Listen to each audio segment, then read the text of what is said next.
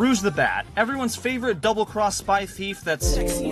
Sometimes she's gathering crucial intel to help her side win, other times she just kinda follows Shadow, and other times she's barely even a background character. Today, we're gonna look at Rouge's role in every Sonic game she makes an appearance in, and rank her from worthless to elite.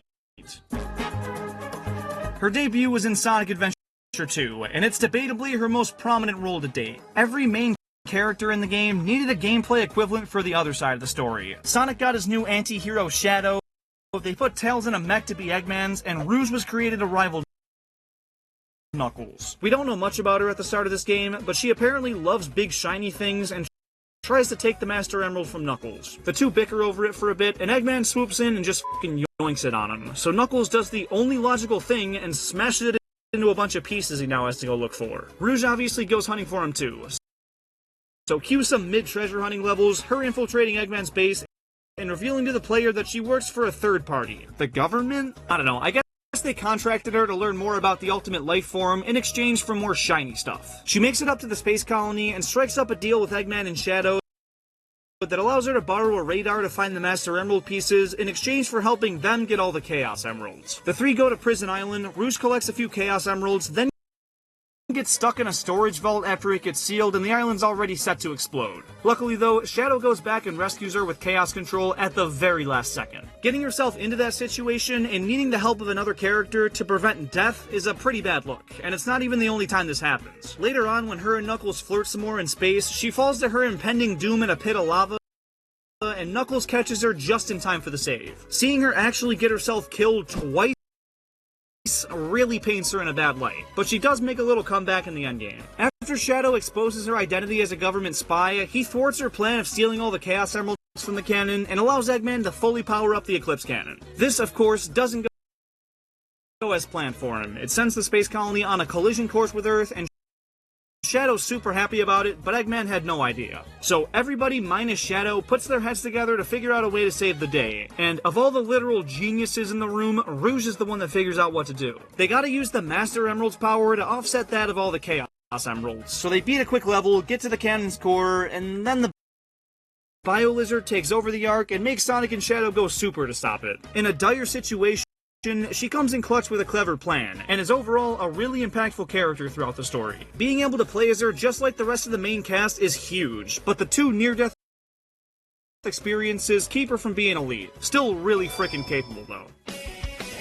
The Team Dark story opens with Rouge once again sneaking around another Eggman base, where she finds Shadow being held captive. She opens up the capsule and wakes him up, but it also inadvertently activates E123 Omega, who opens fire on the room. Him and Shadow got beef, but Rouge breaks up the fight and convinces them to team up and search for Eggman. I guess that kinda makes her the team leader, but Shadow's more marketed as the captain. The gameplay involves switching between the trio to navigate the stage efficiently.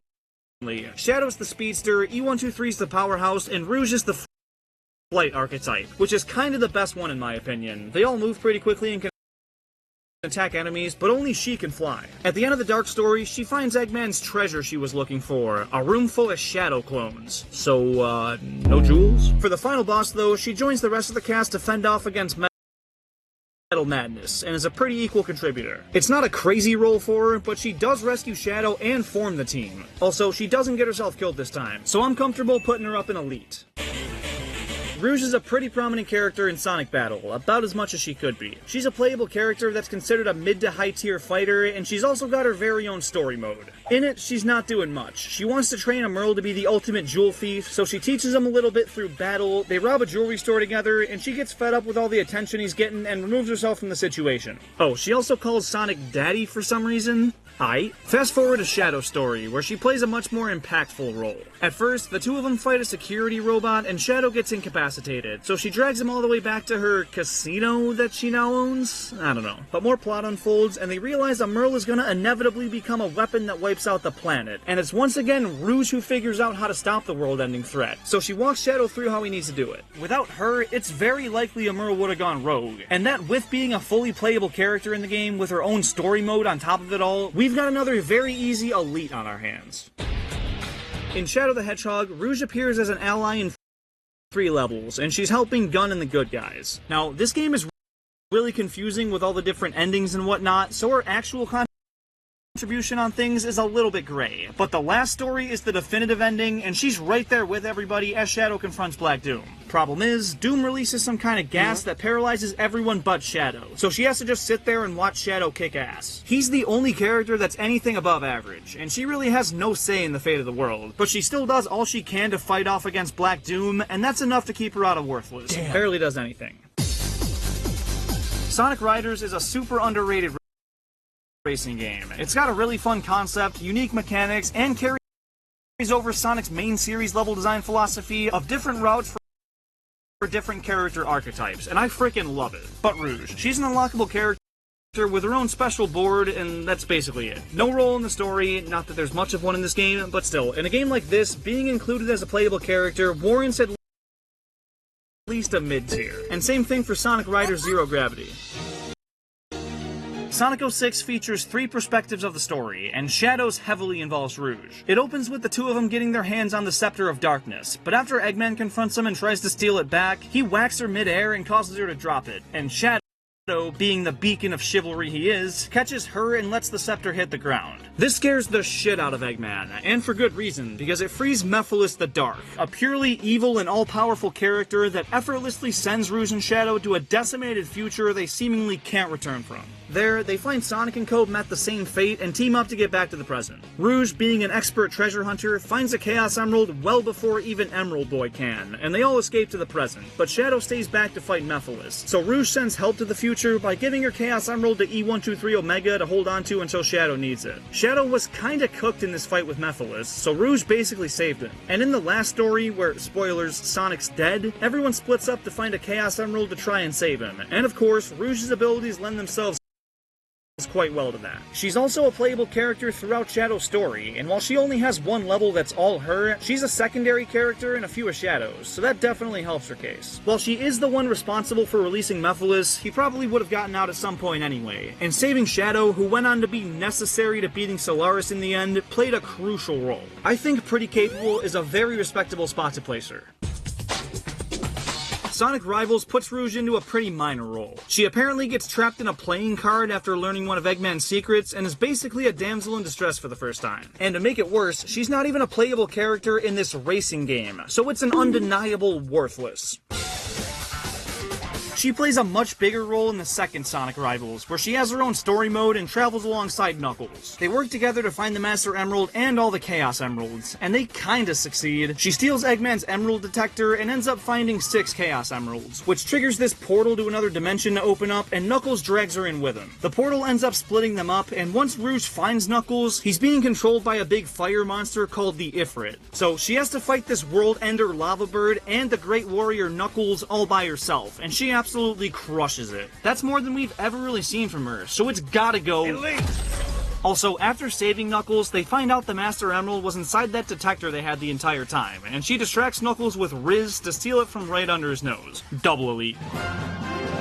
I'm gonna group the Mario and Sonic at the Olympic Games together because they're more or less the same game. She's not in the 2008 original, but she is in every one after that, and they don't have a big story mode or anything, so a decent playable inclusion earns her a spot in playable but average.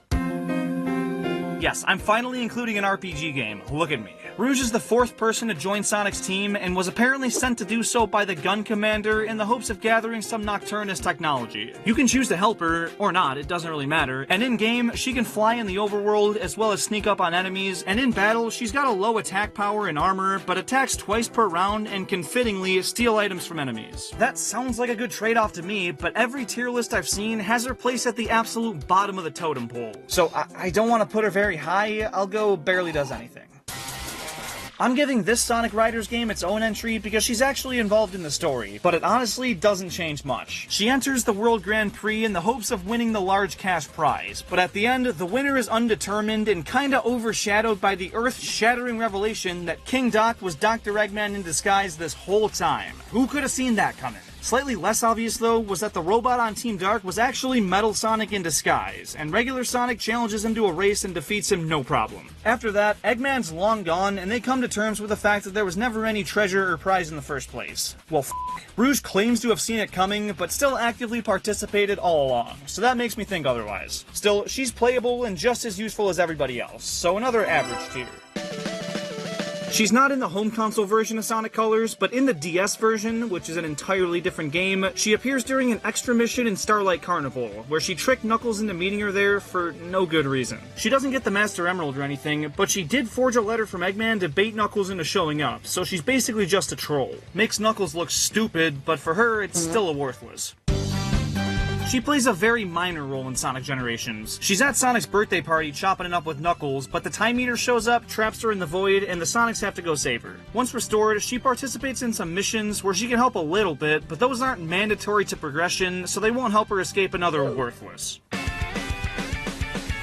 Most of Rouge's early contributions are seen through episode Shadow, where she's giving him intel on the state of Eggman's army and the Resistance. She eventually teams up with the latter once Sonic is freed and him and Shadow reunite, and from there, she continues to investigate the situation and provides further information and strategy. It all culminates in the battle scene at the end of the game, where Rouge is right there with the rest of the Resistance on the front lines. She's not playable, which makes it feel weird putting her higher than that, but she really helps to guide the Resistance and makes a stand with everyone else at the end, so pretty capable is fitting.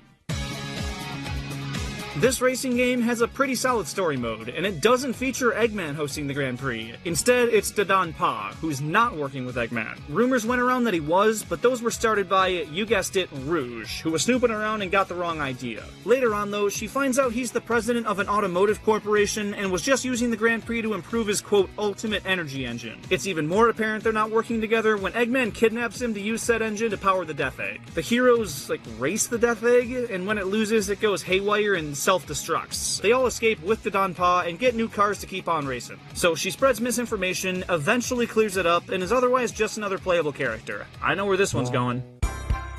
In this game, Rouge makes an appearance in the story, but doesn't play a very significant role. She shows up to Amy's birthday party, tries stealing some stuff, and pisses off Knuckles, but despite being notorious for investigating and solving problems, she doesn't really play a pivotal role in solving this mystery. She's more of a fun distraction that honestly barely does anything. This is the only Sonic mobile game I'll be covering. There's a bunch of others she appears in, like Sonic Forces Speed Battle and Sonic Jump, but I don't know much about any of them, and I've only seen people asking me to include Dream Team. Here, she's a playable character alongside Sonic, Tails, Knuckles, Amy, and who else but f***ing Cream. At the beginning of the game, she's the one that finds out where Cream's getting held captive and takes the rest of the heroes there to go save her. Once they enter the dream world, it's just Sonic, and the last two characters to get saved are Knuckles and Rouge, which should be a bad thing, but that was completely out of their control, and she's still the reason they found Cream in the first place. Being fully playable in a 3D Sonic game for the first time in over a decade is a big deal, and I'm willing to bump her up to a pretty capable for it. And last but certainly not least, we have Sonic X Shadow Generations, where the Sonic Generations side features mostly the same thing as before, but the Shadow side gives us a whole new look at her role throughout the story. At Sonic's party at the beginning, she's talking with Shadow about what's happening on the Ark, where he gives her a quick rundown and hangs up, and that's about it until way later in the game. After Sonic beats Shadow in their final Rush rematch, he gives up the Chaos Emerald he found, and Rouge shows up to berate Shadow for losing it, only to find out he gave Sonic the fake one from the end of SA2, which was a sick callback. He asks Rouge to switch out the one he gave Sonic with the real deal once he's done with his mission, and as promised, once the time comes, he gives it to her and she delivers. We don't see her do it, but since Sonic was able to go super, she clearly did. So while she was worthless in the original generations, making sure they could defeat the Time Eater in the end makes me have to put her a little higher. And there you have it. Do you guys prefer this method of only talking about the games these characters are in, or would you rather I go through all the mainline games and just rank those, while obviously pointing out the ones they're absent in? Let me know down in the comments, and of course, tell me if you disagree with any of these picks. Thanks so much for watching.